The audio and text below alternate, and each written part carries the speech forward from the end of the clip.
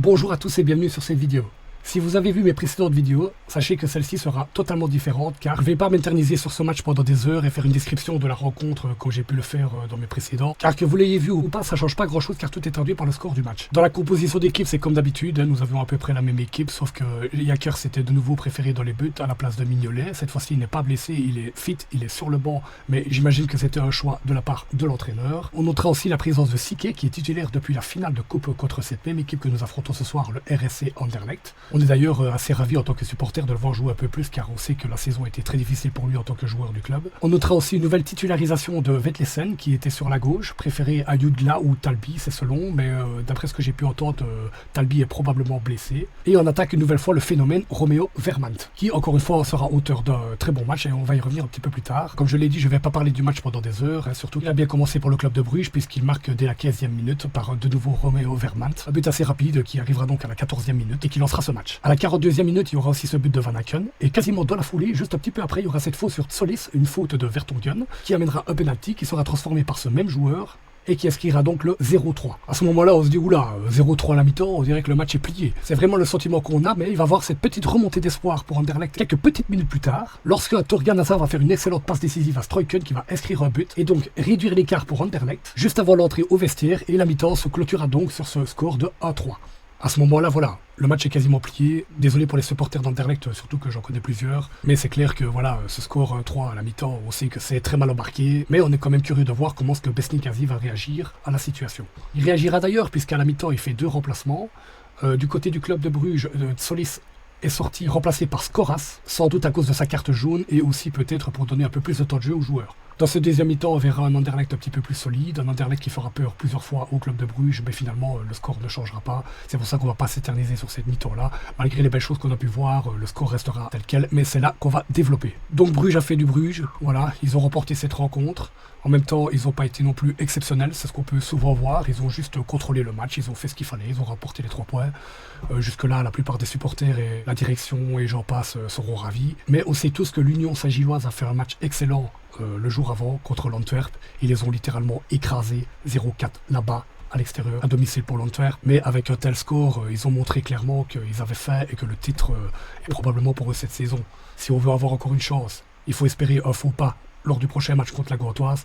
Et je pense qu'on sait tous, en tout cas ceux qui suivent le championnat, que ça va être très compliqué, voire même impossible. De notre côté, nous, Bruges, on va faire le maximum. On va aussi remporter les 3 points, mais je pense qu'on se rapproche un peu de ce que j'avais imaginé lors d'une de mes précédentes vidéos, où je disais que si les deux équipes prenaient le maximum de points, c'est sans doute, on savait sans doute qui serait champion de Belgique. Et pour l'instant, j'ai l'impression que le scénario a l'air de se profiler un peu comme ça. En tout cas, il reste encore un petit espoir parce que mathématiquement, c'est pas fini. Mais je pense qu'on sait que ça va être très très très compliqué. Surtout qu'on n'a pas vraiment notre sort en main. Pour moi, l'erreur, je pense que tout le monde sait où c'est la défaite à domicile contre l'Union Saint-Gilloise.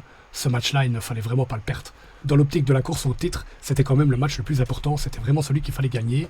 Le match après, nous faisons match nul, mais on jouait à l'extérieur, on jouait là-bas, donc c'était beaucoup plus compliqué. On s'en sort avec un match nul, pour moi ça restait quand même un bon résultat en fonction des matchs et des résultats qu'il y avait eu avant, un petit peu plus tôt dans ces playoffs. On avait encore un petit espoir, mais on savait quand même qu'il restait 4 matchs et que ça allait être compliqué parce que l'Union ne devait tout simplement pas perdre. Et c'est ce qu'ils ont fait. En tout cas pour le moment, mais je pense que ça va continuer comme ça pour la prochaine rencontre. Donc voilà, le titre semble s'éloigner un petit peu pour le club de Bruges. On dirait que ça ne sera pas pour cette saison, et malgré les excellentes rencontres que le club a pu faire cette année, l'Union Saint-Gilloise semble se diriger vers son titre, celui qu'il attend depuis 2-3 ans maintenant, qu'il a chaque fois raté de très peu, notamment à cause du club de Bruges des fois, souvent même, souvent. Et on sait que ça serait mérité pour eux, mais en tant que supporter du club, évidemment, j'espérais fêter un nouveau titre de mon club. Car on sait tous que l'objectif est de se rapprocher le plus d'Anderlecht, qui est encore à de nombreuses longueurs d'avance. C'est l'objectif du club depuis la reprise par le président actuel. En plus de bonnes performances sur la Ligue des Champions, avec ensuite un bon transit entre les joueurs qui viennent et qui partent, qui rapportent énormément d'argent au club, mais aussi d'un point de vue sportif. Et voilà, encore une fois, on dirait que ça se profile en tout cas pour la saison prochaine. Donc nous verrons bien la semaine prochaine comment cela va se passer. Je ferai évidemment une vidéo qui sera peut-être une espèce de descriptif de toute la saison, une espèce de compte rendu pour voir où le club a échoué, pour voir peut-être où, à quel moment on aurait pu gagner des points, ce qui nous a en fait finalement coûté un peu le titre aujourd'hui. Évidemment, je ne sais pas quel va être l'intérêt pour cette vidéo là, mais j'en profiterai certainement pour féliciter l'Union Saint-Gilloise pour son titre. Ils l'auront bien mérité, et peut-être il vaut mieux finalement cette équipe là qu'une autre. Donc voilà, j'en ai terminé pour le club de Bruges, pour ce résumé du match et de ce que je pensais de tout ça. Mais avant de clôturer cette vidéo, je voulais placer un petit mot pour les supporters du Standard, car on sait que récemment, Marc Wilmot vient de signer comme directeur sportif dans le club. Et de ce que j'ai pu lire sur certains réseaux sociaux, les avis sont un peu divisés.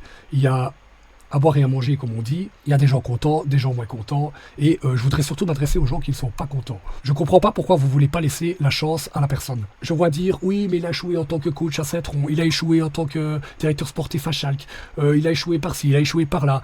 Mais personne n'attend peut-être de voir le résultat. Ici, il y a une nouvelle direction. Il est invité à prendre part au projet. On sait que c'est un Liégeois, on sait que c'est quelqu'un qui aime le club. Il y a quelques semaines encore, il avait déclaré qu'il ne voulait pas participer à ce projet. Là, finalement, il va le faire. Donc, je ne comprends pas pourquoi autant d'avis négatifs. Laissez peut-être travailler les gens, laissez travailler les personnes, laissez peut-être voir les résultats que ça va apporter au club. Ensuite, peut-être qu'on pourra discuter si ça passe ou non. C'est déjà arrivé dans plusieurs situations, c'est déjà arrivé à plusieurs moments où on a critiqué une personne alors que finalement, après, elle a finalement amené le travail qu'on pensait. Que ce soit des coachs ou des directeurs sportifs. J'entends par exemple aussi parler de son carnet d'adresses. Des gens qui disent « Oh, son carnet d'adresses doit être réduit, il ne doit pas avoir énormément de joueurs dedans. Qu'est-ce que vous en savez ?» Comment est-ce que vous savez comment il travaille, quel joueur il observe depuis autant d'années, quel est par exemple ses contacts avec certaines personnes, avec certaines familles de joueurs. En vérité, vous n'en savez rien. Tout ce que vous faites, c'est parler, déblatérer sur des réseaux sociaux, un petit commentaire, c'est vite fait, on donne son avis, un avis qui franchement n'est toujours pas le bon, hein. Je dis pas non plus que moi le mien est forcément exceptionnel, mais laissez juste le temps, laissez le temps aux gens de travailler. Surtout que Marc Wilmot, on sait que c'est quelqu'un de très sérieux, on sait que c'est quelqu'un qui va pas prendre le boulot à la légère. Déjà, s'il a accepté, c'est qu'il avait une idée derrière la tête, c'est qu'il avait un projet, il avait quelque chose qu'il avait envie de développer. Donc voilà, c'était mon petit coup de gueule parce que je comprends pas. Voilà, les supporters qui sont ravis pour sa venue, je vous comprends. Ça reste un homme de la maison, ça reste une légende du club, tout simplement, comme certains autres. Michel Prudhomme, Eric Gerets, enfin, on les connaît tous. Et je pense que c'est vraiment le genre de personne qu'il faut pour ce club, pour ces clubs, le genre de personnes qui peuvent amener une plus-value. Voilà. J'espère que vous comprenez mon point de vue. Je vais terminer ma vidéo là-dessus. J'espère que vous avez pris du plaisir en la regardant, que vous avez compris quelles étaient mes intentions, pourquoi j'avais pas envie de faire une vidéo comme d'habitude et de m'éterniser pendant des heures sur ce qui s'est passé dans le match. En tout cas, j'espère que tout va bien pour vous. Je ne sais pas quand on se reverra, mais à la prochaine.